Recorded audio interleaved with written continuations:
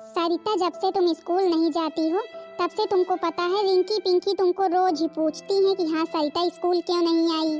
अब क्या करें, मेरा तो मन करता ही है जाने का, लेकिन तुमको तो पता ही है कि हाँ मेरी मम्मी स्कूल नहीं जाने देती हैं। मेरे को घर का इतना सारा काम रहता है, अब सब मैं ही तो करती हूँ या तो मेरे पापा जी करते हैं। हाँ सरिता, आज मैं रिंकी से बोल रही थी कि अब उसको इतना सारा काम रहता है, उसकी मम्मी वैसे भी उसे स्कूल नहीं आने देती हैं, तो फिर अब क्या करने आए, वो पढ़ेगी नहीं। मैंने ये बोल दिया है स्कूल में। चलो कोई बात नहीं, ठीक ही किया है। वैसे भी अब मेरे को स्कूल नहीं जाना है। ये देखो, ये अब जब देवी जी यहाँ पर बैठी हुई हैं, यहाँ पर पंचायत लगाई हुई हैं, तो फिर घर क्या पहुँचे। इन्हें मैंने खेत भेजा था कि हाँ खेत में जा करके देख कर आओ, कोई जानवर तो नहीं पड़ा है। तो फिर देख लो, महारानी जी बैठकर पंचायत कर रही हैं। तो फिर तुम यहाँ पर पंचायत कर रही हो, यहाँ पर पंचायत कर रही हो। तुमको मैंने खेत भेजा था कि यहाँ पर बैठने के लिए कहा था। ऐसे तुम मानने वाली हो नहीं। अरे मम्मी रहने दीजिए मम्मी, देखो तो मेरी आंखों में क्या हो गया। मम्मी जी अपने इतने तेज से मार दिया मम्मी, बहुत तेज से दर्द होने लगी। अरे काकी जी, आप सरिता को इतना क्यों मारती हैं? अगर इसे इतना मारो नहीं ना तो फिर इसका दिमाग और खराब रहे। अब चलो घर। क्या कर रही थी यहाँ पर? पंचायत लगाई हुई थी, हमने तुमको खेत भेजा था कि यहाँ पर बैठने के लिए कहा था। अरे चाची जी, हम केवल स्कूल के बारे में बात कर रहे थे, अभी थोड़ी ही देर हुआ सरिता को आए हुए, लेकिन आप तो आकर के उसे मार पीट दी। अब जब इसे स्कूल जाना आना नहीं है तो फिर इसे स्कूल से क्या करना है? बड़ी स्कूल वाली बनी है, बड़ी मैडम बनी है। कहीं से मेरे को कोई लड़का मिल जाए, चाहे शराबी हो चाहे जो हो, इसकी शादी कर दूं बस। अब चलोगी कि खींच कर ले जाना पड़ेगा? हाँ हाँ मम्मी, चल रहे हैं चल रहे हैं। मम्मी प्लीज आप पापा से कुछ मत कहना, पापा को कुछ भी मत कहना। उन्होंने ही तो तेरे को सिर पर चढ़ा करके रखा है और बोल रही है कि पापा से कुछ मत कहना। कहूंगी तो है ही। कल को कुछ हो जाएगा तो फिर यही होगा कि सौतेली माँ थी, बिटिया का ध्यान ही नहीं रखती थी। बिटिया अपने मन की हो गई थी, अपनी माँ होती तो फिर ध्यान रखती। मेरे ही ऊपर सब लोग उंगली उठाएंगे। बिटिया को कोई नहीं देखता है कि हमेशा घूमती रहती है। अरे मेरी भी एक बिटिया है पायल, उसे भी कभी देखा है कहीं आते जाते हुए? हमेशा घर में रहती है, तेरी तरह नहीं है, केवल स्कूल जाती है, स्कूल से घर, घर से स्कूल। लेकिन तू जब तक गांव में चक्कर नहीं लगा लेती है तब तक तेरे दिल को सुकून नहीं मिलता है। चाची जी अपनी बिटिया की तारीफ कर रही हैं, जो स्कूल बता करके जाती है घर में कि हाँ स्कूल जा रहे हैं, और वहाँ पर जा करके जो करती हैं हम ही जानते। सारा दिन चौराहे पर घूमती है। हमें तो बस अपनी सहेली सरिता के लिए बहुत बुरा लगता है। बिन माँ की बच्ची है, बेचारी सौतेली माँ है, जब देखो तब उसे परेशान करती रहती है, जब देखो तब उसे मार देती है इसी तरह ठंडी में। और बोल क्या रही थी? बोल रही थी कोई शराबी मिल जाए तो फिर हम उससे अपनी सरिता की शादी कर दे। बेचारी सरिता की जिंदगी यहाँ पर मायके में भी खराब है, और सोच रही है जहाँ भी जाए ससुराल में भी उसकी जिंदगी खराब ही हो। पता नहीं मेरी सहेली सरिता की किस्मत में क्या लिखा है। अरे नीलम, अरे ओ नीलम, तुम क्यों इतना दुखी हो रही हो भाई? क्या बात हो गई? अब तुमसे क्या बताएं राजू, तुम क्या जानो कि हाँ हम किस कारण से दुखी हैं, तुम नहीं समझोगे। अरे नीलम, कम से कम एक बार तो बताओ, शायद हम समझे। क्यों नहीं समझेंगे?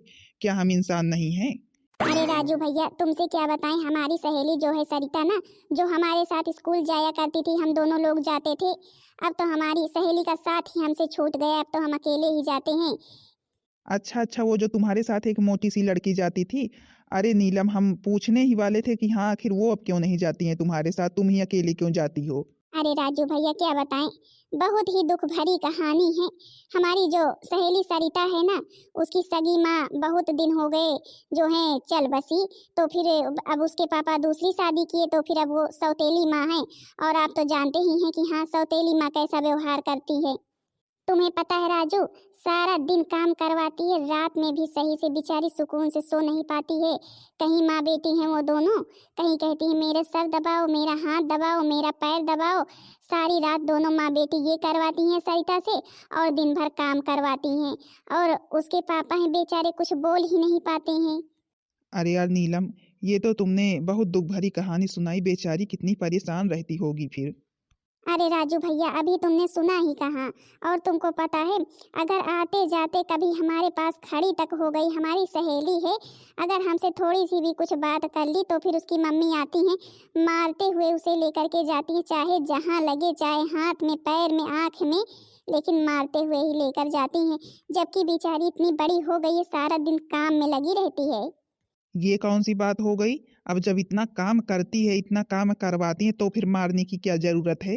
हाँ भैया, लेकिन अब उनके घर के बीच में कोई बोल भी तो नहीं सकता है, हम भी तो नहीं बोल पाते हैं, क्या करें। हम ऐसे ही देख लेते हैं, देख कर दुखी हो जाते हैं। हमारी सरिता जब कभी भी मार खाती है, और तुमको पता है आज तो उसकी मम्मी कह रही थी कि तुम्हारी शादी ना किसी शराबी से हम कर देंगे, कोई शराबी मिल जाए बस तुम्हारी शादी कर दें।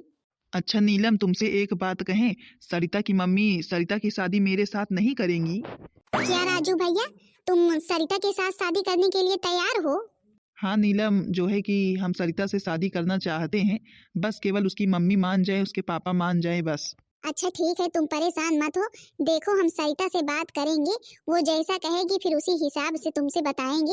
और जो है कि अगर उसकी मम्मी मान गई ना, तो फिर अगर तुम्हारे साथ सरिता की शादी हो गई तो फिर तो उस बेचारी की किस्मत खुल ही जाएगी। क्योंकि मैं नहीं चाहती हूँ कि हाँ उसकी मम्मी उसकी शादी किसी शराबी व्यक्ति के साथ करे, क्योंकि अगर कोई शराबी मिल गया ना तो फिर तो बेचारी और परेशान हो जाएगी।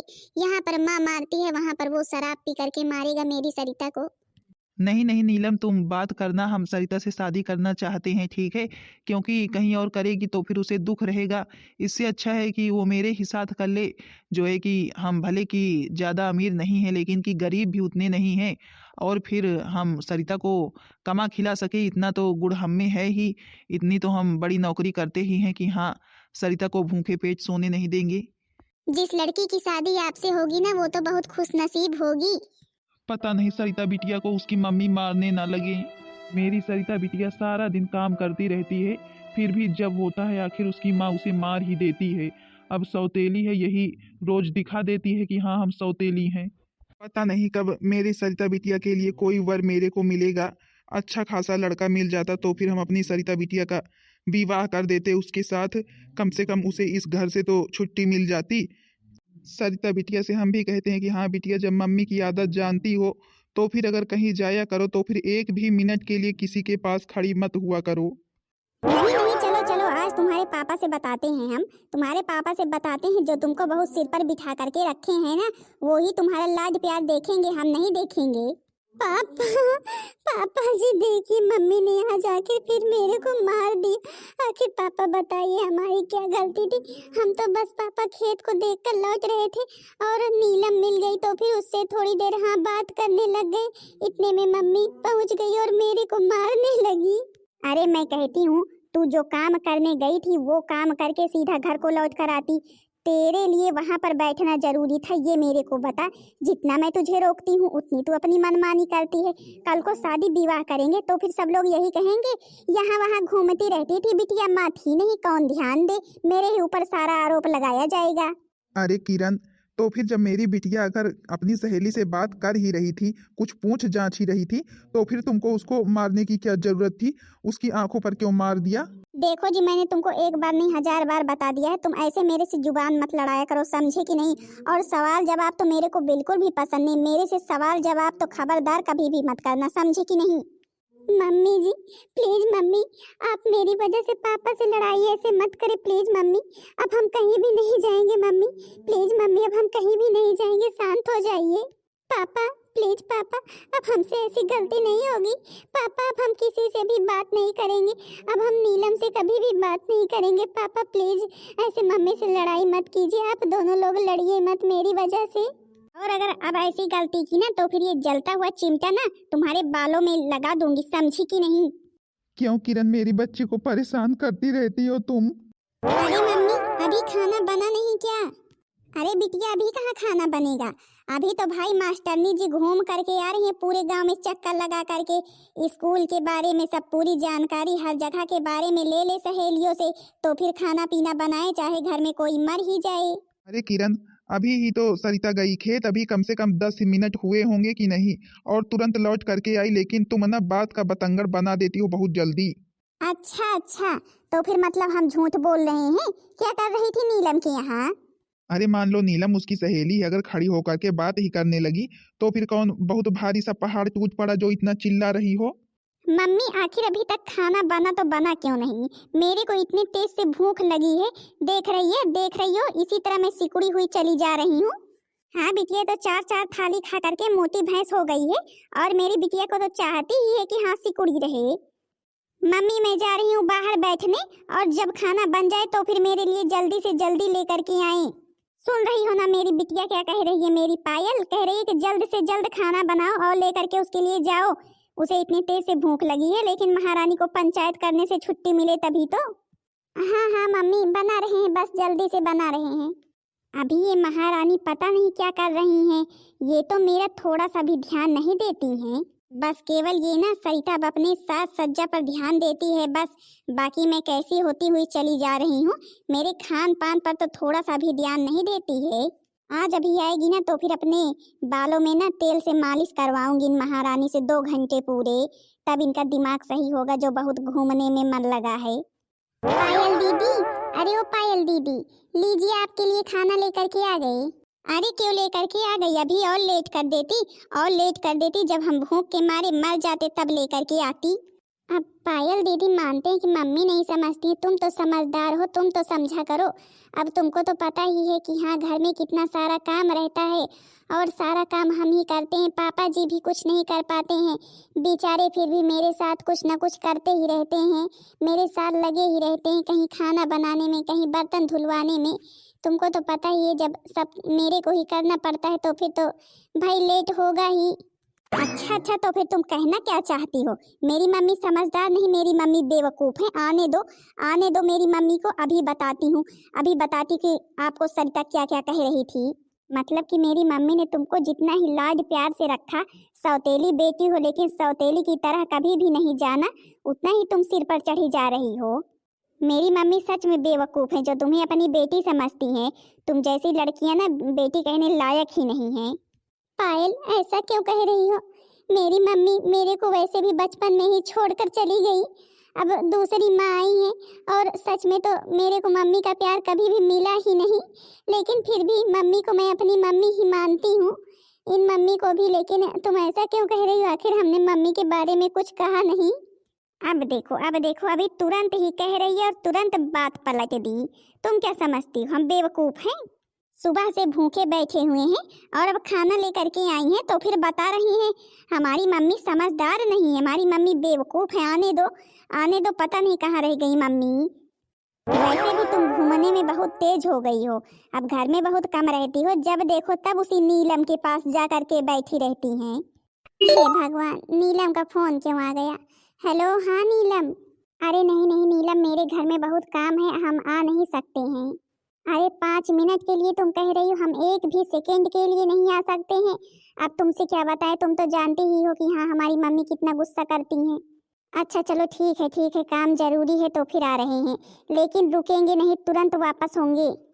पायल वो नीलम का फोन था, मेरे को पता नहीं क्यों बुला रही है, पता नहीं, बता रही है इमरजेंसी बहुत है, मैं थोड़ी देर में आती हूँ, ठीक है? तुमको कहीं भी जाने की जरूरत नहीं है, समझी कि नहीं? नीलम नीलम के पास जाने की जरूरत नहीं है। चलो जाओ, एक कटोरी में तेल लेकर के आओ और मेरे सर में मालिश करो। अरे पायल दीदी, आपके सर में हम मालिश कर देंगे, लेकिन पता नहीं क्यों नीलम बोल रही थी बहुत इमरजेंसी है, हम प्लीज सुन करके आते हैं। हे भगवान, मतलब कि मेरे बात की कोई वैल्यू ही नहीं है। देखो तो मैं ऐसे कहते रह गई और ये लड़की यहाँ से चल दी, मेरे बालों में मालिश तक नहीं किया। मेरी मम्मी ऐसे ही कहती है, बस झूठ झूठ कहती है कि हाँ तुम इस घर की रानी हो, रानी जिस पर हुक्म चलाओगी चलेगा। ये जो है ना सरिता तो मेरी बात कभी भी मानती ही नहीं है। आने दो, आने दो मम्मी को ना, तो फिर एक एक छोटी छोटी बात की शिकायत करूंगी। नीलम के पास गई हैं, अभी मम्मी मार कर लाई थी लेकिन होश ठिकाने नहीं लगे थे, अब की बार ना होश ठिकाने लग जाएंगे। पर बिटिया नीलम ने हमें बुलाया क्यों है? अब पता नहीं पापा, हम भी तो पूछ रहे थे, फोन पर कुछ बता ही नहीं रही थी, बस यही बोल रही थी कि अपने पापा को लेकर के चली आओ 2 मिनट के लिए। अब नीलम जानती है कि हाँ तुम्हारी मम्मी की आदत कैसी है, फिर भी मानी नहीं। अरे आ गए आप चाचा जी, आइए आइए। अरे नीलम, ऐसी क्या बात हो गई जो तुमने इतनी जल्दी में हमें बुलाया? आखिर बताओ जल्दी भाई। अब तुमको पता है कि हाँ हमारी मम्मी कितना गुस्सा करती है अगर हम कहीं भी चले जाते हैं, और अगर उन्हें पता चल गया ना तो फिर बहुत ही गुस्सा करेंगी। हाँ बिटिया नीलम, क्या बात है? आखिर तुमने बुलाया क्यों हमें? आखिर तुम्हारी सहेली सरिता है, तुमने हमें क्यों बुलाया है? नमस्ते चाचा जी। नमस्ते नमस्ते बेटा, पर मैंने आपको पहचाना नहीं। अरे अरे चाचा जी, आप इन्हें क्या पहचानेंगे, ये राजू हैं राजू। आपको पता है ये शहर में रहते थे, अभी 1 महीने हुए आए हुए। तो फिर चाचा जी ये आपसे कुछ बात करना चाहते हैं। अच्छा अच्छा, लेकिन बिटिया ये हमसे क्या बात करना चाहते हैं? आखिर हम इन्हें नहीं जानते, हमें नहीं जानते हैं। चाचा जी, हम आपकी बिटिया से शादी करना चाहते हैं। अगर आप चाहे तो फिर हम इनसे शादी कर ले। प्लीज़ चाचा जी, मना मत करना। आपकी बिटिया को हमारे यहाँ कोई भी दुख, कोई भी तकलीफ कभी भी नहीं होगी। हम इसे अच्छे से रखेंगे। हमारा तो शहर में घर भी बना है। हाँ, हम बहुत अमीर तो नहीं है, लेकिन जो है कि जो कुछ भी है ठीक ठाक हैं। आकर के चाहे आप हमारा घर देख लीजिए, गांव का भी और शहर का भी, अगर आपको यकीन ना हो तो। बेटा, ये तुम क्या कह रहे हो? हाँ चाचा जी, सच में प्लीज आप अपनी बिटिया की शादी हमारे साथ कर दीजिए। सरिता की शादी हमारे साथ कर दीजिए, हम इसे कभी भी दुखी नहीं करेंगे। हाँ चाचा जी, राजू बहुत अच्छा लड़का है, मेरे भैया का दोस्त है। ये पहले हमारे घर हमारे भैया के साथ आते थे। बिटिया तुमको पसंद है? पापा जी, हम आपसे क्या बताएं, आप तो हमारी शादी जहाँ भी कर देंगे हम तो वहीं पर कर लेंगे। तो फिर बिटिया हमें भी पसंद है, अगर तुम्हें पसंद है और फिर राजू जी बोल रहे हैं कि हाँ उनके यहाँ तुम्हें कोई भी दुख तकलीफ नहीं होगा, तो फिर जो है कि हम तो यही सोच रहे हैं कि हाँ हमारी बिटिया जहाँ जाए उसे कोई भी दुख तकलीफ ना हो। राजू जी, हमें ये रिश्ता मंजूर है। कहाँ है भैया, कौन सा रिश्ता किसको मंजूर हो रहा है? मतलब कि मैं घर में रहती हूँ, न मुझसे पूछना न जांचना, मेरी कोई वैल्यू ही नहीं है। अरे किरण, तुमको पता है, तुम भी सरिता बिटिया के लिए रिश्ता देख रही थी ना, बोल रही थी कि हाँ अच्छा खासा लड़का मिल जाए। देख लो, अच्छा खासा लड़का मिल गया है। अब कहो तो इसी वक्त हाँ हो जाए। आंटी जी, मैं सरिता से शादी करना चाहता हूँ, प्लीज आप मना मत करना। हम सरिता को कभी भी दुखी नहीं करेंगे, हमेशा खुश रखेंगे। मेरे घर में सरिता को किसी भी चीज की कमी नहीं होगी। देख लो, जिसका डर था वही हुआ, जिसका डर था वही हुआ। देख लो, इसीलिए तो हम तुमको कब से समझा रहे थे कि हाँ बिटिया को काबू में करो। देख लो, आज अपने पसंद से कर रही है शादी। अरे नहीं नहीं किरण, तुम ये क्या कह रही हो? अब सरिता क्या जाने उसे। नहीं मतलब कि सरिता नहीं जाने, नीलम नहीं जाने, तो फिर ये लड़का आया कैसे यहाँ पर? नीलम ने इसे बुलाया यहाँ पर क्यों, और सरिता को क्यों बुलाई, ये मेरे को बताओ। ये सब ना पहले से ही बातचीत हुई थी। और क्या मम्मी, आप बिल्कुल सही कह रही हैं। वैसे भी जब देखो तब दीदी इधर उधर घूमती रहती है, जब देखो तब नीलम के पास आकर के बैठी रहती हैं। इसी ने ही ये सब कुछ किया है। मम्मी, आप शादी कैंसिल करवा करके ही मानना, इस लड़के से ना दीदी की शादी होनी नहीं चाहिए। नहीं मम्मी जी, सच में हम सच कह रहे हैं, हम राजू जी को नहीं जानते हैं। ये तो आज मेरे को नीलम ने बताया कि हाँ ये राजू है और ये मेरे से शादी करना चाहते हैं। इसके पहले हम कभी भी इनसे ना मिले हैं और ना इनसे बात की है, यहाँ तक कि हम इन्हें जानते तक नहीं हैं। तुम चली हो मेरे को पाठ पढ़ाने, मेरे को तुम बताओगी कि हाँ मेरे को क्या करना चाहिए क्या नहीं करना चाहिए। तुम किससे मिली हो, किससे बात की हो, मेरे को बता रही हो।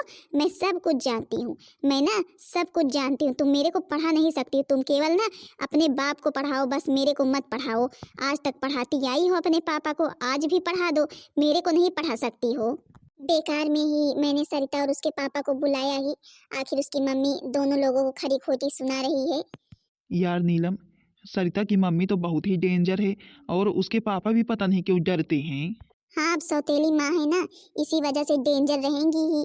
अब उसके पापा कुछ नहीं बोलते हैं, सोचते हैं कि हमारी बिटिया सरिता है, इसकी शादी हम कहीं कर दें, बस सोचते हैं कि हाँ फिर हमें किसी भी चीज़ की टेंशन नहीं रहेगी। लेकिन उसकी मम्मी है ना, वो नहीं चाहती है कि हाँ किसी अच्छे घर में सरिता की शादी हो। जब मेरी पायल बिटिया ने कहा कि हाँ दीदी मेरे सर में थोड़ी देर मालिश कर दो, तो फिर नहीं भाई, बाप बेटी आई हैं यहाँ पर लड़का देखने, माँ को पता ही ना चले। खबरदार, अगर मेरी मर्जी के बिना तुम दोनों ने ना कहीं पर रिश्ता देखा या किया तो फिर हम ये घर छोड़कर चले जाएंगे, समझिए नहीं? नहीं मम्मी, आप ये घर छोड़कर मत जाना मम्मी, प्लीज। आप जहाँ भी कहेंगी हम वहाँ से शादी करेंगे, लेकिन आप ये घर छोड़कर मत जाना। देख रहे हो ना राजू, बस इसी वजह से जब देखो तब सरिता यही कहने लगती है कि हाँ मम्मी आप घर छोड़कर मत जाना, और उसकी मम्मी घर छोड़कर जाने के लिए तैयार हो जाती हैं। बस उन्हें यही अब सही लगता है, जब होता है तब यही कह देती हैं, और सरिता सोचती है सच में चली जाएंगी। मैंने सरिता से कितनी बार बताया कि हाँ तुम डरो मत, तुम्हारी मम्मी जाएंगी नहीं, लेकिन वो मानती ही नहीं है।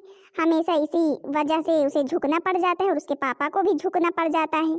देखो नीलम, हम आज तो जा रहे हैं, लेकिन अगर जब कभी भी सरिता की शादी होगी, अगर सही लड़के से नहीं होगी ना, तो फिर मेरे को तुरंत संदेश देना, मैं तुरंत आऊँगा, ठीक है? हाँ हाँ राजू भैया, हम तुरंत आपसे बताएंगे। प्लीज मेरी सरिता को बचा लेना अगर कहीं सही लड़के से शादी ना हुई तो।